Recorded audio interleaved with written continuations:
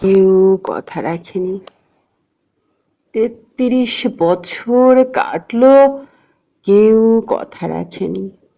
ছেলেবেলায় এক বৈষ্ণবী তার আগমনীর গান হঠাৎ থামিয়ে বলেছিল, শুক্লা দ্বাদশের দিন অন্তরাটুকু শুনিয়ে যাবে।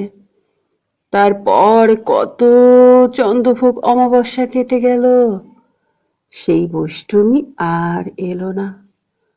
২৫ বছর প্রতীক্ষায় আছি। মামাবাড়ির মাঝি নাদের আলী বলেছিল, বড় হও দাদা ঠাকুর, তোমাকে আমি ৩ প্রহরের বিল দেখাতে নিয়ে যাব। সেখানে পদ্ম ফুলের মাথায় সাপ আর ভোমর খেলা করে। নাদের আলী, আমি আর কত বড় হব? আমার মাথায় ঘরের ছাদ ফুঁড়ে আকাশ স্পর্শ করলে তারপর তুমি আমায় ৩ প্রহরের বিল দেখাবে? একটাও রয়্যাল গলি কিনতে পারিনি কখনো। লাঠি লজেন্স দেখিয়ে দেখিয়ে চুষেছে লস্কর বাড়ির ছেলেরা।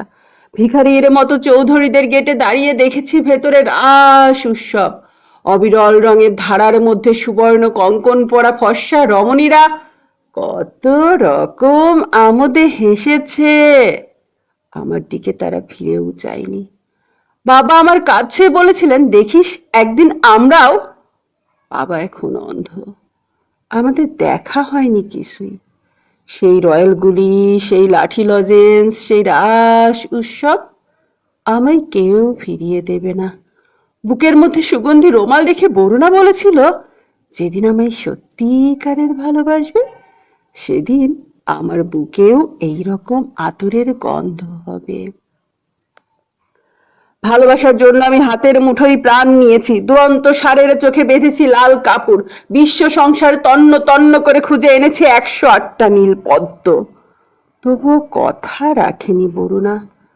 এখন তার বুকে শুধুই মাংসের গন্ধ। এখন সে অন্য কোনো নারী। কেউ কথা রাখেনি।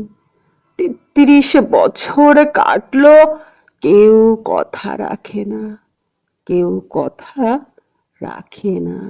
ধন্যবাদ।